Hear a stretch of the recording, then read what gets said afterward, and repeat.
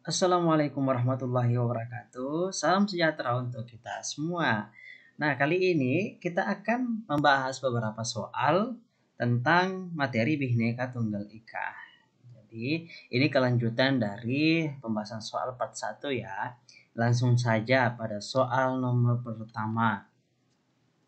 Indonesia mengakui 5 agama yang boleh dianut oleh masyarakat. Dalam menjalankan kehidupan beragama perlu sikap toleransi. Toleransi dalam kehidupan umat beragama berarti A. Persebaran agama tidak dapat dilakukan kepada siapa saja dan di mana saja. B. Setiap agama memiliki tujuan dan cara ibadah yang sama kepada Tuhan. C. Tersedianya tempat beribadah bagi semua umat beragama dan berdekatan. D. Setiap orang boleh berpindah dan berganti agama setiap saat bila dikehendaki. Dan E. Menghargai aktivitas internal dan antar umat beragama serta pemerintah. Jadi namanya toleransi itu toleran, itu kita saling menghargai. Nah, saling menghargai di sini itu ada 3 hal. Ya. Yang pertama, menghargai antar umat seagama, saling menghargai atau kerukunan antar umat beragama, saling menghargai atau kerukunan umat beragama dan pemerintah. Jadi jawabannya adalah E. Jadi toleransi beragama dalam kehidupan berbangsa dan bernegara itu dituangkan dalam tri kerukunan hidup umat beragama, yaitu kerukunan antar umat seagama, antara umat beragama, dan antara umat beragama dengan pemerintah. Jelas ya jawabannya E. Kita lanjut ke nomor 2. Kemajemukan sosial budaya dalam masyarakat Indonesia mempunyai pengaruh positif terhadap usaha untuk meningkatkan ketahanan nasional dalam bentuk potensi. Nah, kemajemukan apa dampak positifnya terhadap ketahanan? Ya, dalam potensi apa? Nah, jadi Indonesia sebagai negara majemuk itu terdiri dari berbagai suku bangsa dan beraneka ragam budaya. Hal ini merupakan potensi integrasi sosial. Integrasi sosial artinya adalah bersatunya semua elemen-elemen masyarakat. Ya, meskipun jadi suku, budaya, bahasa yang berbeda-beda itu berintegrasi, bersatu. Hal ini dapat meningkatkan ketahanan sosial dalam bingkai Bhinneka Tunggal Ika. Jadi ketahanan sosial itu artinya rasa persaudaraan kita itu kuat, tidak mudah terpecah belah. Jadi jawabannya benar adalah B. Integrasi sosial. Oke, kita lanjut ke soal nomor 3. Pernyataan yang termasuk kewaspadaan terhadap ancaman bidang sosial budaya yaitu A. Berlomba-lomba untuk membangun bangsa dan negara. B. Tidak ada perbedaan antara si kaya dan si miskin. C. Meningkatkan kesetiakawanan sosial dalam masyarakat. D. Memberikan semangat tenggang rasa dan toleransi. E. Berkarya untuk kepentingan bangsa dan negara. Oke. Nah, jadi ancaman terhadap bidang sosial budaya itu dapat mengakibatkan munculnya disintegrasi bangsa. Jadi dengan adanya perbedaan sosial, perbedaan budaya, kemajemukan, maka dapat memunculkan perpecahan bangsa. Oleh karena itu, dibutuhkan kesetiakawanan sosial dalam bermasyarakat. Jadi jawabannya yang benar adalah C. Meningkatkan kesetiakawanan sosial masyarakat. Jadi kalau kesetiakawanan sosial sudah bagus, persatuan sudah bagus, maka tentu disintegrasi itu akan bisa kita reduksi. Jadi jawabannya adalah C. Kita lanjut nomor 4. Salah satu upaya yang dapat dilakukan untuk menciptakan kerukunan hidup adalah A. Bersedia untuk mengendalikan diri. B. Membangun aturan silaturahmi dengan tetangga. C. Memahami aturan yang ditetapkan di lingkungan. D. Gemar melakukan kegiatan-kegiatan kemanusiaan. D. Menumbuhkan suasana saling menyapa bersama. Jadi kita mau menciptakan kerukunan hidup. Jadi kalau kerukunan hidup itu adalah dalam lingkungan masyarakat akan tercipta apabila individu di dalamnya memahami dan berpedoman pada norma yang berlaku. sebagai sebuah standar ukuran penentu baik dan buruk, benar atau salah suatu perbuatan. Maka di dalam norma tersebut terbuat aturan yang apabila dipahami dan ditaati akan tercipta kerukunan hidup dalam masyarakat. Jadi jelas ya. Jadi meskipun kita majemuk dalam komplek misalnya, tapi kalau kita bisa memahami dan mengimplementasikan aturan yang telah kita tetapkan dalam sebuah lingkungan kita, tentu kita punya standar untuk hidup. Ada standar melakukan suatu kebenaran, keburukan, standar perbuatan apakah kita sesuai dengan aturan. Nah, kalau ini dijalankan dengan baik, pasti kerukunan itu bisa tercapai. Jadi jawabannya adalah C. Kita lanjut ke soal nomor 5. Sebagai negara majemuk, kita sebaiknya tidak mementingkan kepentingan pribadi ataupun golongan, tetapi lebih mengutamakan kepentingan seluruh rakyat. Hal ini merupakan cermin dari teori.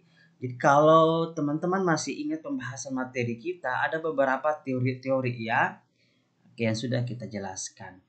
Nah, bagaimana nih untuk negara majemuk? Kepentingan seluruh rakyat itu diutamakan. Nah, itu merupakan paham dari teori integralistik. Integralistik teori ya namanya juga integral, bagaimana kita mengimprove, menyatukan ya. Jadi teori integralistik itu pernah dikemukakan oleh Prof. Supomo pada sidang BPUPKI tanggal 31 Mei 1945. Jadi beliau menganggap bahwa teori integralistik paling cocok untuk masyarakat Indonesia. Hal ini berarti negara dibentuk tidak mementingkan kepentingan pribadi ataupun golongan, tetapi lebih mementingkan seluruh rakyat. Jadi jawabannya yang benar adalah C. Oke, tetap semangat teman-teman sekalian. Kita lanjut ke soal nomor 6. Salah satu sumbangan yang diberikan oleh Sumpah Pemuda adalah, oke, masih ingat bunyi Sumpah Pemuda? Jadi ada 3 di situ ya. Oke, ada 3 aspek sumpah yang diikrarkan oleh pemuda. Nah, Sumpah Pemuda sendiri itu kan pada tanggal 28 Oktober 1928, di mana pemuda-pemuda, kelompok-kelompok pemuda, Jong Java, Jong Selebes, dan lain sebagainya itu berkumpul menyatakan ikrar. Nah, dengan Sumpah Pemuda itu meningkatkan kesadaran para pemuda dari berbagai suku, berbagai daerah untuk bersatu padu sebagai sebuah bangsa, di mana sebelumnya perjuangan yang dilakukan masih bersifat kedaerahan.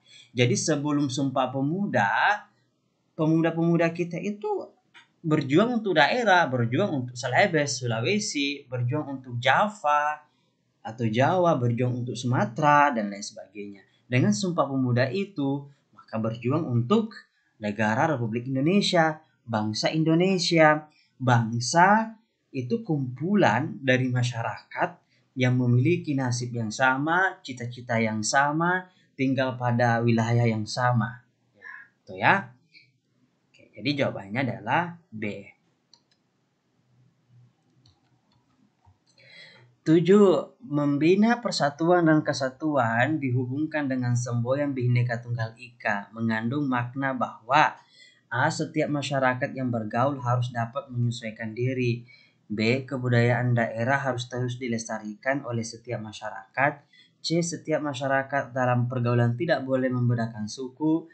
D. Kebudayaan masyarakat tidak bisa digantikan oleh budaya lain. Dan E. Keanekaragaman dalam masyarakat tak mungkin dipersatukan. Jadi membina persatuan dan kesatuan, jika kita hubungkan dengan semboyan Bhinneka Tunggal Ika, berbeda-beda tetapi tetap satu jiwa, mengandung bahwa dalam pergaulan tidak boleh membeda-bedakan suku, agama, etnis, dan golongan lainnya agar sesuai dengan prinsip kebinekaan. Jadi jawabannya adalah C. Setiap masyarakat dalam pergaulan tidak boleh membedakan suku, agama, etnis, golongan, bahasa, dan lain sebagainya. Oke, jelas sekali ya. Kita lanjut ke nomor 8. Disintegrasi jadi merupakan suatu keadaan ketika individu dalam masyarakat tidak dapat lagi menjalin kerukunan dan kebersamaan. Hal ini akan mengancam persatuan dan kesatuan bangsa. Contoh disintegrasi yang berlangsung dalam waktu lama. Teman-teman masih ingat ya, jadi disintegrasi itu perpecahan yang bisa menimbulkan dampak buruk ya terhadap keberlangsungan suatu negara. Nah, disintegrasi itu dibagi menjadi beberapa. Ada yang berlangsung dalam waktu singkat, ada juga yang berlangsung dalam waktu yang lama. Nah, aksi mogok kerja oleh buruh itu adalah disintegrasi dalam waktu singkat. Meningkatnya kriminalitas itu juga dalam waktu yang singkat. Terjadinya invasi militer oleh asing itu juga dalam waktu yang singkat. Tawuran antar ormas itu juga disintegrasi dalam waktu yang relatif singkat. Pergolakan di daerah itu ya waktu lama, karena ya kita lihat saja bagaimana pergolakan atau separatisme yang di daerah-daerah yang ingin memisahkan ya. Dari tahun semenjak Indonesia merdeka, di awal-awal kemerdekaan sampai sekarang itu masih ada gerakan separatisme, gerakan ingin memisahkan diri dari NKRI. Jadi ini salah satu bentuk disintegrasi dalam masyarakat yang berlangsung dalam waktu lama. Biasanya pergolakan ini timbul karena membela kepentingan daerah berkaitan dengan latar belakang ekonomi, politik, kesenjangan sosial, dan ketidakadilan. Makanya jika kita hubungkan dengan otonomi daerah itu adalah memberikan kewenangan, kebebasan yang seluas-luasnya kepada daerah untuk mengatur sendiri kebijakan di daerahnya masing-masing. Ini sebenarnya ada hubungannya dengan bagaimana mereduksi gerakan separatisme di Indonesia. Karena banyak daerah-daerah menganggap bahwa mereka kaya, tetapi terdapat kesenjangan sosial, ketidakadilan, kesenjangan pembangunan, keterlatar belakang ekonomi, politik, dan pendidikan. Ya, jadi sangat jelas ya, jawabannya adalah E, pergolakan di daerah. Saya kira teman-teman banyak ya contoh pergolakan di daerah-daerah, ya, misalnya yang terjadi di Indonesia Timur. Kita lanjut ke nomor 9. Perbuatan-perbuatan sosial kita sebaiknya bentuk cermin dari penerapan semboyan negara. Berikut ini yang bukan merupakan bentuk implementasi Bhinneka Tunggal Ika dalam kehidupan sehari-hari adalah A. Berperilaku secara inklusif. Nah, ingat teman-teman, apa itu inklusif? Jadi inklusif itu adalah mengajak atau mengikut sertakan, menyatukan masyarakat lain untuk melakukan sesuatu yang benar. Lawannya adalah eksklusif ya. Kemudian B, mengakomodasi sifat pluralistik ke dalam kehidupan berbangsa dan bernegara, kemajemukan. Jadi kita akomodasi sifat kemajemukan kita dalam kehidupan berbangsa dan bernegara. C, mengedepankan kepentingan pribadi di atas kepentingan kelompok atau umum negara. D, memutuskan segala sesuatunya dengan jalan musyawarah mufakat. E, melakukan perbuatan dengan dilandasi rasa kasih sayang dan rela berkorban. Jadi C itu tambahkan ya teman-teman, di sini kepentingan pribadi atau kelompok di atas kepentingan kepentingan umum.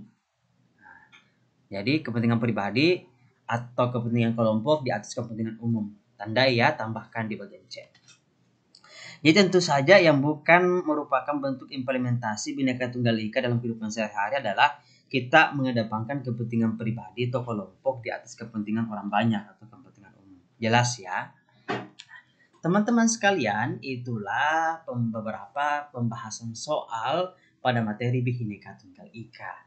Intinya adalah ketika kita telah mendapatkan soal-soal tentang Bhinneka Tunggal Ika, ciri-cirinya biasanya itu menyangkut tentang perbedaan, sosial budaya, kemajemukan, dan lain-lain. Nah, jawablah jawaban yang mengutamakan kepentingan umum, itu yang pertama. Yang kedua adalah namanya menghindari disintegrasi. Ya, lawan dari menghindari disintegrasi itu integrasi ya, integrasi nasional itu kita harus junjung tinggi. Nah, kemudian saling tenggang rasa, saling menghormati antar budaya, suku, dan agama itu juga harus dijunjung tinggi. Baik, terima kasih banyak atas perhatian teman-teman sekalian. Jika teman-teman suka dengan video ini, silakan like dan share ke teman-teman lainnya. Jika ingin memberikan komentar, saran dan kritik, silakan tuliskan di kolom komentar. Jika tidak ingin ketinggalan informasi selanjutnya dari kami, silakan klik tombol subscribe dan nyalakan lonceng notifikasinya. Terima kasih banyak atas perhatiannya. Salam sehat, salam sejahtera. Wassalamualaikum warahmatullahi wabarakatuh.